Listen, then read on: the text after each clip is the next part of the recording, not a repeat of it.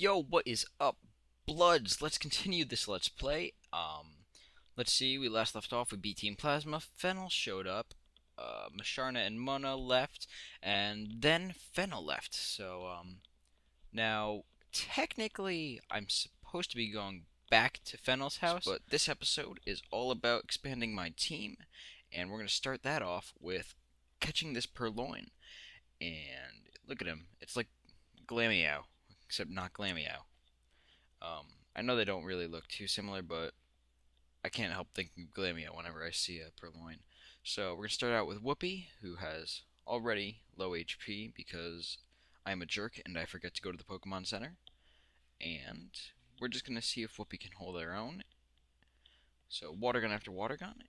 And I think we're going to try our luck with the Pokeball now because, well, Whoopi's fallen over and my fingers are getting in the way, so it's as good a time as ever.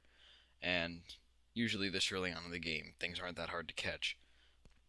So, as you can see, it's pretty easy to catch this Purloin, and then we're gonna nickname said Purloin, and I decided that instead of doing something cool, I would name this cat after a cartoon character. So, I named Purloin Tom after Tom from Tom and Jerry. And again, we run into another Purloin, and I don't want another one of those, and I don't want to waste my energy. So I also switched my Pokemon because Whoopi was about to die. So we run away from that Purloin, and down to this grass, where we now run into a Patrat. Um, Again, I don't want to waste my time here because, well, I already have Patrat, and I'm never going to use that thing anyway, so why catch another one? Back out in the open, get this item. It's another Pokeball, which will only help me catch more stuff. And back to walking around in the tall grass, or sprinting, because it makes things appear faster. And I'm just having no luck trying to catch this Mona, and it's just another Patrat. So again, we're gonna run away because time wasting is boring. Even though this entire episode is really just a waste of time. Nothing actually happens except for catching that last Purloin. And of course, the game would love to just keep making me miserable, and I've got to fight another Purloin, so run away from that one too. Makes me kind of feel like a wimp because I'm just running away from everything, but hey, you gotta do what you gotta do. And the sooner I can capture a Mana, the sooner I can be happy, the sooner we can keep going with this game.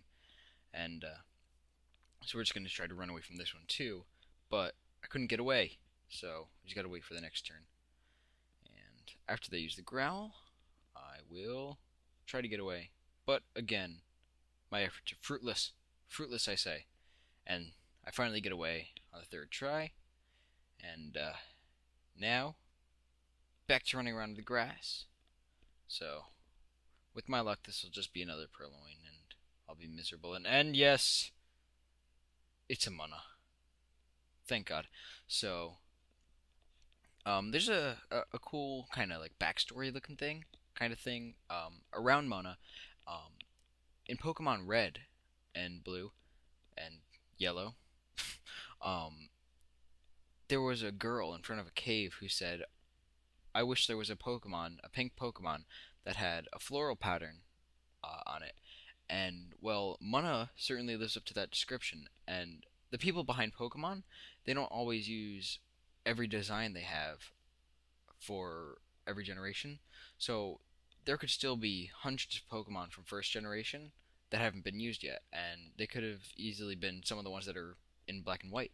So it's pretty cool to think about that Mana could be older than some of the other new Pokemon here. But nobody would know except for the people at Game Freak. So unfortunately, this battle's going to take a little bit longer because Serapent was caused to sleep by this wonderful little Mana. But he woke up, and we will continue to lay the proverbial smackdown on this cute little floating pink blob. And I think now could probably be a good time to throw the Pokeball. So let's get the Pokeball out here, and cross our fingers because I don't want to risk another attack because with my luck, it'll just be a critical hit anyway, and it'll kill it, and I'll spend another 40 minutes looking around in the grass. But I capture it, thank God. And a Pokedex description, and of course, if you remember what I said last episode, Mana reminds me of Patrick, so Patrick is its name. And I just kind of cut out the part where I run around to Fennel's house because I don't want to make you guys sit through any more. And because she has the Sea Gear, we can now have the because she has a Dream Mist, we can now get the Sea Gear, which is like a connection device for people who have games. And now it's just kind of installing, and instead of putting the menu on the bottom screen like they did in Soul Silver and Heart Gold, they went with this crappy system of the Sea Gear. So things that went from generation to generation have gotten worse, at least in that regard. And she's going to continue to explain things like the Entralink, which will let you join up with people in other games. So it's kind of like a little co-op adventure. And this little girl gives you the Pal Pad,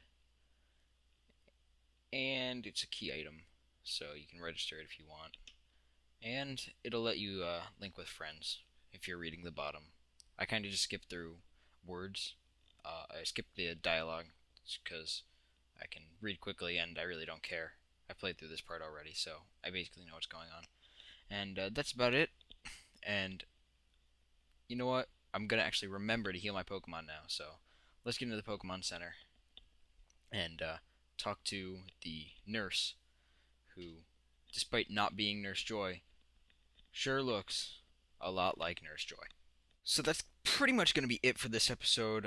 It's the last of the footage that I recorded in the last recording session, and I don't want to throw together all kinds of video because I know you can tell the difference in the quality, and the jumping in the camera is annoying.